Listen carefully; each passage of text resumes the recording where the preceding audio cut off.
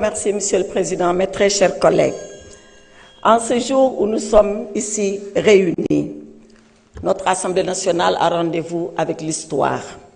Elle a rendez-vous avec l'histoire parce qu'il nous est demandé de poser un acte grave et solennel en enlevant l'immunité parlementaire d'un collègue député.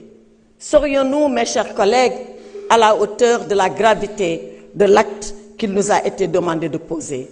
Je l'espère.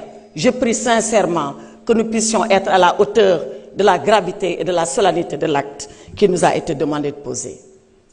Dans son épître aux Corinthiens, l'apôtre Paul, martyr de la foi, disait ceci à ses fidèles.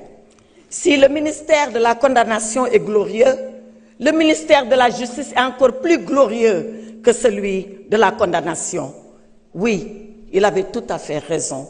Le ministère de la condamnation, c'est le ministère de l'examen des faits. Le ministère de la justice, c'est celui de la balance qui pèse et qui suppose les faits. Avons-nous été justes avec notre collègue? Avons-nous pesé et supposé avant de prendre la décision?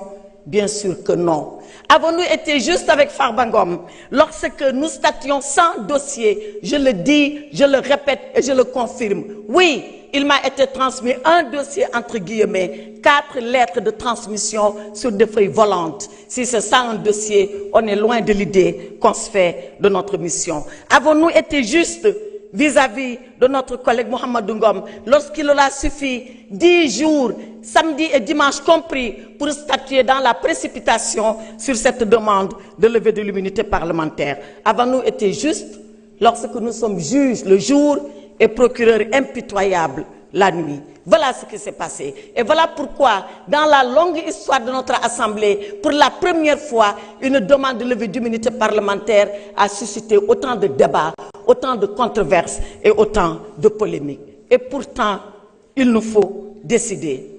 Il nous faut décider parce que nous sommes l'Assemblée nationale. Il nous faut décider parce que nous sommes les représentants que le peuple a envoyés ici à notre place. Il nous faut décider parce que nous devons être une assemblée juste, une assemblée nationale, une assemblée souveraine et une assemblée de rupture, comme on l'a promis aux Sénégalais. Voyez-vous, Monsieur le Président, je m'en vais terminer sans presque plaider, sans presque vous dire ce que nous devons faire pour notre honorable collègue. Savez-vous pourquoi? Parce que notre honorable collègue n'a jamais voulu venir ici pour demander une quelconque protection. Il ne l'a jamais demandé parce que dans le Fouta lointain d'où nous sommes originaires, il nous a appris une chose. Il nous a été